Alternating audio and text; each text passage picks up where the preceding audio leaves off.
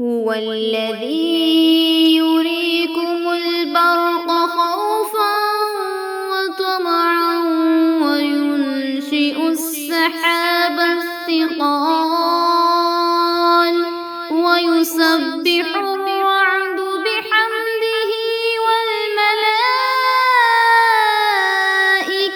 من خيفته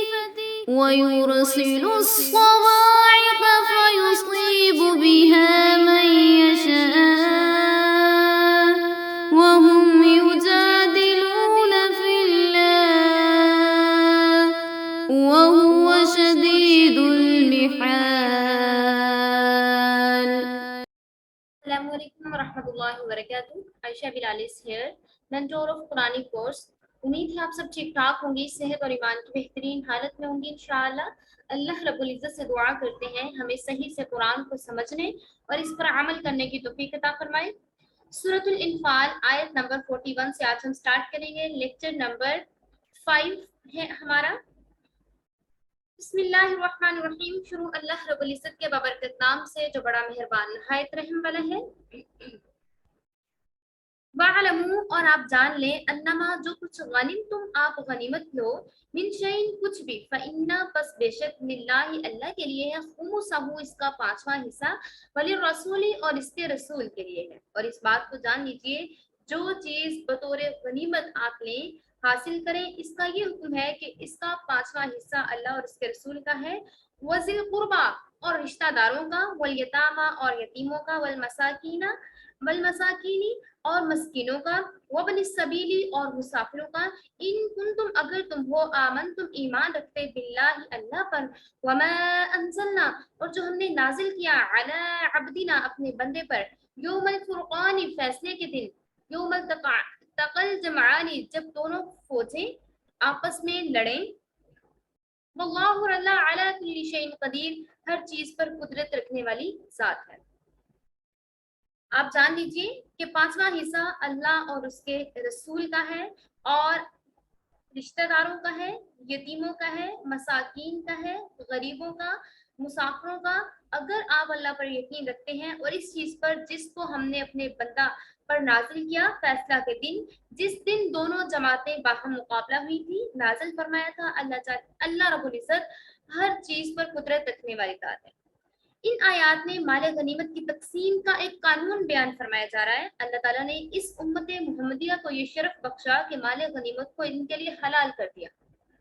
याद रखिए पहली उम्मतों के लिए माल गनीमत हलाल न था, बल्कि इनके लिए ये हुक्म था कि माल गनीमत को एक मैदान में ले जाकर रख दें या फिर पहाड़ की चोटी पे रख दें जहां आसमान से एक आग आया करती और इसको जला देती थी। अल्लाह ताला ने अपनी रहमत से इस उम्मत के लिए माल गनीमत को हलाल कर दिया और इस आयत में इसकी तकसीम का तरीका इरशाद फरमाया और ये कि जंग के बाद जो माल भी कफार के हाथ लगेगा तमाम मुजाहिदीन हर तरह का माल गनीमत लाकर अमीर जो उनका अमीर होगा अमीर को या फिर अमाम के जो उनका लश्कर का अमाम होगा उसके सामने रख देंगे और कोई चीज नहीं छुपाएंगे। फिर उसको तकसीम करेंगे। फिर जो टोटल माल होगा इसके 5 हिस्से किए जाएंगे, जिनमें से 4 हिस्से कुल माल जो है माल गनीमत का वो तो उसका जो 4 हिस्से हैं वो तो गाजियों में तकसीम हो जाएंगे और एक हिस्सा वो उसका कुल 5वां हिस्सा अल्लाह की नजर होगा। और इसके अलावा पैगंबर अलैहिस्सलाम वसूल करके इस 5वें को भी खर्च कर सकते हैं, 5वें हिस्से को अपनी जात पर, दूसरा अपने इन रिश्तेदारों पर जिन्होंने अल्लाह के लिए काम किया, आप सल्लल्लाहु अलैहि वसल्लम की नुसरत और मदद की। फरमाया जा रहा है कि ये अल्लाह और उसके रसूल का है और रसूलुल्लाह सल्लल्लाहु अलैहि वसल्लम उसको खर्च कर सकते हैं अपने रिश्तेदारों पर, यतीमों पर, मसाकीन पर और मुसाफिरों पर और इन लोगों पर जो कि ईमान लाए। और जो लोग ज़कात के मुस्तहिक हैं वो लोग भी ये ले सकते हैं। फिर यतीमों का कह दिया है। फिर चौथा ये कि हाजतमंदों का, फिर मुसलमानों पर, फिर 5वां मुसाफिरों पर, फिर ज़ईफों और फिर नाका लोग जो है इनमें अल्लाह ताला ने कह दिया कि आप इनमें तकसीम कर सकते हैं। और अल्लाह ताला इससे ان میں برکت بھی ڈال دیں گے اور رحمت بھی نازل ہوگی۔ اب چونکہ جناب رسول اللہ صلی اللہ علیہ وآلہ وسلم اس دنیا سے پردہ فرما چکے ہیں، اس لیے آپ کا حصہ ساقط ہو گیا، چونکہ آپ کے اہل قرابت کا حصہ آپ صلی اللہ علیہ وآلہ وسلم کی نصرت سے تھا، اور پردہ فرمانے کے بعد آپ صلی اللہ علیہ وآلہ وسلم کی نصرت جو ہے وہ اس میں نہیں، لہٰذا یہ حصہ بھی ساقط ہو گیا۔ خمسہ یعنی پانچواں حصہ کے مصارف میں 3 مصارف رہ گئے ہیں، یعنی ان 3 حصوں کے اندر یہ تقسیم ہوگی، یتیموں کا، مساکین کا اور مسافروں کا، ٹھیک ہے۔ اور جو رسول اللہ صلی اللہ علیہ وآلہ وسلم کے قرابت داروں کے بارے میں کہا گیا تھا اور رسول اللہ صلی اللہ علیہ وآلہ وسلم کا حصہ کیا کہا گیا تھا، تو علماء کرام فرماتے ہیں کہ یہ 2 حصے جو ہیں وہ اب ساقط ہو گئے ہیں، اب 3 پیچھے بچ گئے ہیں، جو کہ ایک یتیم ہے، مساکین ہے اور ابن سبیل ہے۔ ان تینوں کے درمیان 5واں حصہ تقسیم ہوگا جو اللہ اور اس کے رسول کے لیے تھا۔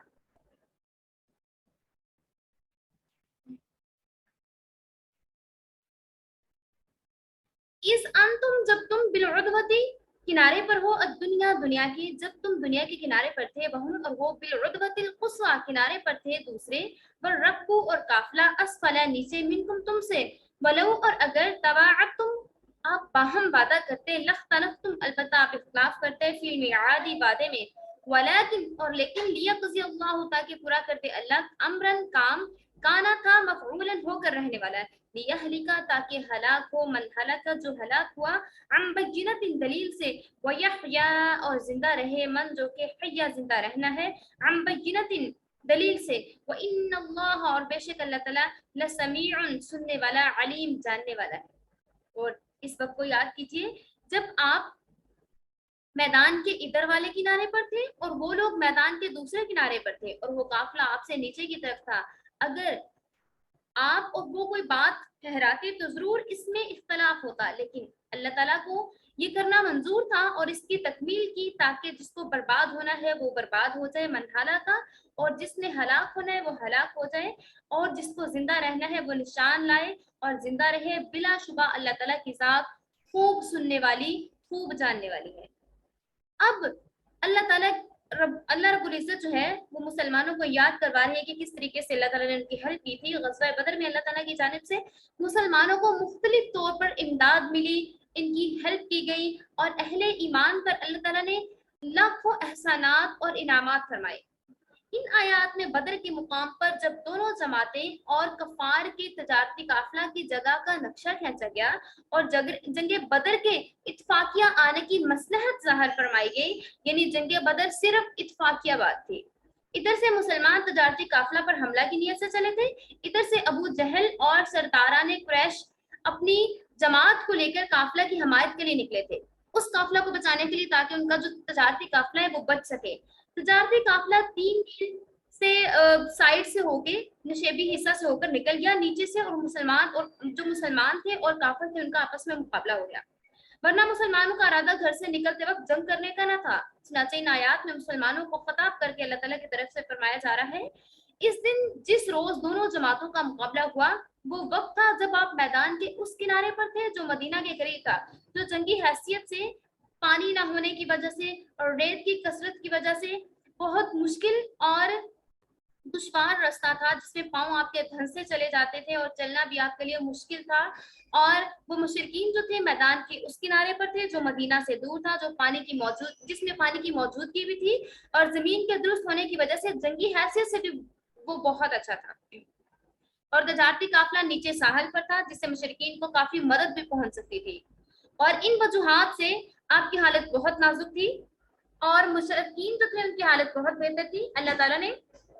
اس کریٹیکل سچویشن سے بھی آپ کو کس طرح سے نکالا اور آپ کو کامیابیوں سے نوازا۔ کوئی ایسی صورت نہ تھی کہ آپ کو کامیابی مل جاتی، لیکن ایسی حالت میں بھی اللہ تعالیٰ نے آپ کو غلبہ عطا کیا، آپ کو فتح سے نوازا اور مال غنیمت حاصل آپ نے کیا۔ بس ہمارے انعامات کو یاد کیجئے اور ہمارے احکامات کی تعمیل کیجئے، اور تقسیم مال کے متعلق جو قانون مقرر کیا گیا ہے اس میں کوئی بھی رد و بدل نہ کیجئے، انہیں چینج نہ کیجئے۔ پھر آگے جنگ بدر کے واقعہ ہونے کی حکمت بیان کی جا رہی ہے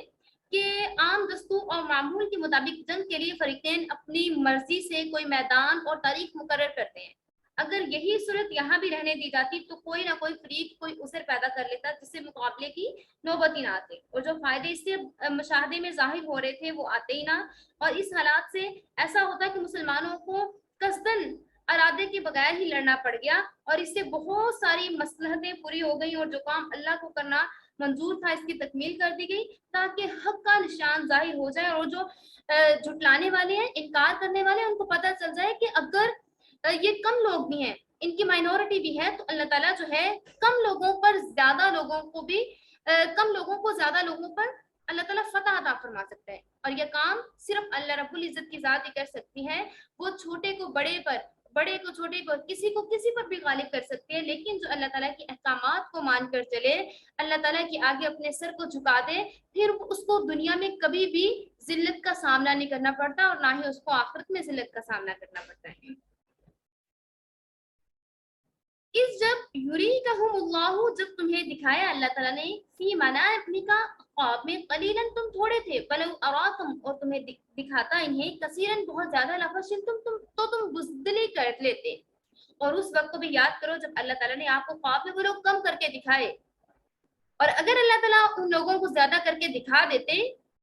وَلَا تَنَازَعْتُمْ، لَفَشِلْتُمْ، تو تم بزدلی کرتے، وَلَا تَنَازَعْتُمْ، اور تم جھگڑتے، فی الامر، اس معاملے میں، وَلَكِنَّ اللَّهَ سَلَّمَ، لیکن اللہ نے بچا لیا، إِنَّهُ، بے شک وہ، علیم، جاننے والا، بذات الصدور، دلوں کی باتوں کو وہ جاننے والا ہے۔ اور اس وقت کو بھی یاد کیجیے جب اللہ تعالیٰ نے کافروں کی تعداد کو آپ کے خواب میں کم کر کے دکھایا تاکہ آپ لوگوں کی ہمت بندھی رہے۔ اگر اللہ تعالیٰ کافروں کی تعداد زیادہ دکھا دیتے خواب میں تو مسلمانوں کی ہمتیں ہار جاتی، اور مسلمانوں کے آپس میں تعلقات خراب ہوتے، اور ان کی ہمت ختم ہو جاتی۔ بے شک اللہ تعالیٰ دلوں کی باتوں کو خوب جانتا ہے۔ وَإِذْ، اور جب یُریکُمُوہُم، اور جب تمہیں دکھائے اللہ تعالیٰ نے، اِذَا، جب، اِذَا التقیتم، جب تم آمنے سامنے ہوئے، فی اعینکم قلیلاً، تمہاری آنکھ میں وہ تھوڑے تھے، وَیُقَلِّلُکم، اور تمہیں دکھائے، فی اعینہم، ان کی آنکھیں، لیقضیا، تاکہ پورا کر دے، اللہ امرن، کام، کانا، تھا، مفعولاً، ہو کر رہنے والا، وَإِلَى اللَّهِ، اور اللہ کی طرف، ترجع الامور، سب کو لوٹ کر جانا ہے، یا اسی کی طرف آپ کو رجوع کرنا ہے۔ اور اس وقت کو بھی یاد کریں جب اللہ تعالیٰ نے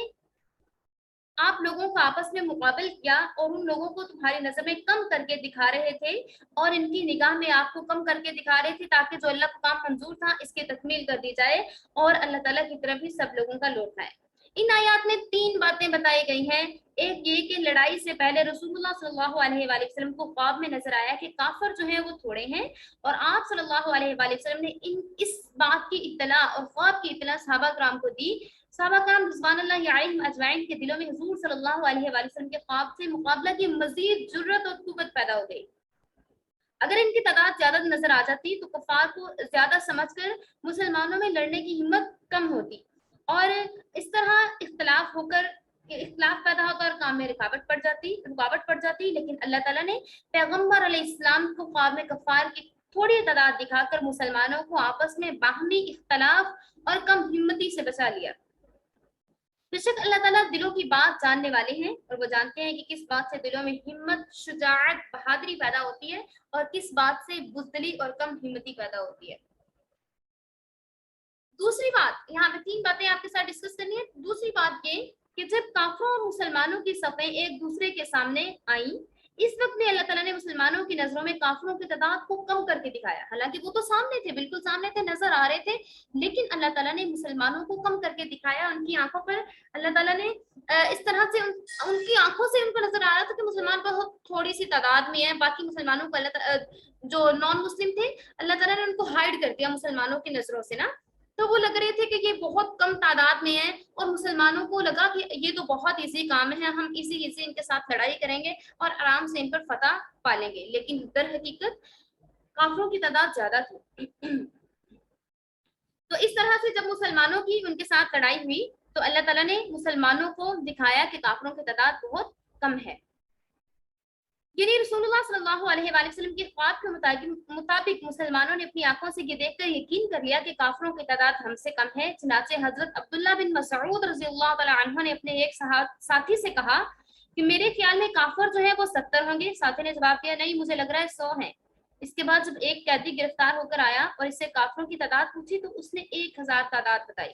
اس سے مسلمانوں کی جرت اور بھی بڑھ گئی اور رسول اللہ صلی اللہ علیہ وآلہ وسلم کا خواب سچ ہو کر ان کے سامنے آ گیا. اور واقعہ میں یہ بھی سچ تھا کیونکہ جتنے لوگ قریش کی طرف سے میدان جنگ میں آئے تھے ان میں سے اکثر کچھ زمانہ کے بعد مسلمان ہو گئے. اس طرح کفر پر قائم رہنے والے بہت ہی کم تھے. گویا کہ اللہ تعالیٰ نے صرف انہی کو خواب میں دکھایا جن بدقسمتوں کی قسمت میں کفر دائمی طور پر لکھا جا چکا تھا. جنہوں نے کافر ہی رہنا تھا ان کو دکھایا گیا اور جنہوں نے مسلمان ہو جانا تھا ان کو نہیں دکھایا گیا. اور وہ تعداد میں کم تھے. یا جس وقت آپ صلی اللہ علیہ وسلم نے خواب دیکھا اس وقت کافر تعداد میں کم تھے. ہاں خواب کے بعد کفار مکہ سے پہنچ کر مشرکین کی فوج میں شامل ہو گئے. بہرحال یہ خواب اپنی جگہ بالکل سچا تھا کیونکہ نبی صلی اللہ علیہ وسلم کا خواب کبھی غلط نہیں ہو سکتا. اب تیسری بات یہ بتائی جا رہی ہے کہ مقابلے کے وقت کافروں کی نظر میں مسلمانوں کی تعداد کم نظر آئی. اگر کافروں کی نظر میں مسلمانوں کی تعداد بہت زیادہ دکھائی دیتی تو وہ بھاگ جاتے, مقابلہ نہ ہوتا. کفر کے 70 سردار کافروں کے 70 سردار قتل نہ ہوتے, کفر کی جڑ نہ کٹتی, اسلام کا غلبہ نہ دکھائی دیتا. اور ابتدائے جنگ میں ابو جہل مسلمانوں کی جماعت کو دیکھ کر بولا کہ محمد صلی اللہ علیہ وآلہ وسلم اور ان کے صحابہ جو ہیں یہ کیا ہے, ہمارے اونٹوں کا ایک لقمہ ہے, منٹوں میں یہ ختم ہو جائیں گے. معاذ اللہ. پھر کہا کہ ان لوگوں کے ساتھ ہتھیاروں سے نہ لڑو بلکہ یوں ہی پکڑ کر ان کی مشقیں باندھ لو اور رسیوں میں باندھ کر مکہ لے چلو. لیکن بعد میں جب لڑائی شروع ہوئی تو اس وقت اللہ تعالیٰ نے مسلمانوں کو کافروں کی نظر میں دگنا کر کے دکھا دیا. کفار یکا یک یہ منظر دیکھ کر حیرت زدہ ہو گئے اور شکستہ دل ہو گئے اور شکست کھا گئے. اس طرح اللہ تعالیٰ کو ایک کام کا فیصلہ کرنا تھا, اسلام کو نمایاں کرنا تھا, اس کا غلبہ طاری کرنا تھا, کفر کو کمزور کرنا تھا اور ہمیشہ کے لیے اسلام کی بنیاد کو قائم کرنا تھا. اس لیے یہ تدبیر فرمائی اور تمام کاموں کو کرنے والی ذات اللہ رب العزت کی ہی ہے. اس لیے تمام کام اسی کے ذریعے سے ہوتے ہیں اور اللہ نے ان کاموں کو بڑے بہترین طریقے سے سر انجام دیا. جتنے بھی اسباب پیدا ہوتے ہیں کاموں کے لیے سب اسباب کی تاثیر اللہ رب العزت کے ہاتھ نہیں ہے. بس وہ اپنی قدرت کاملہ سے کسی وقت بھی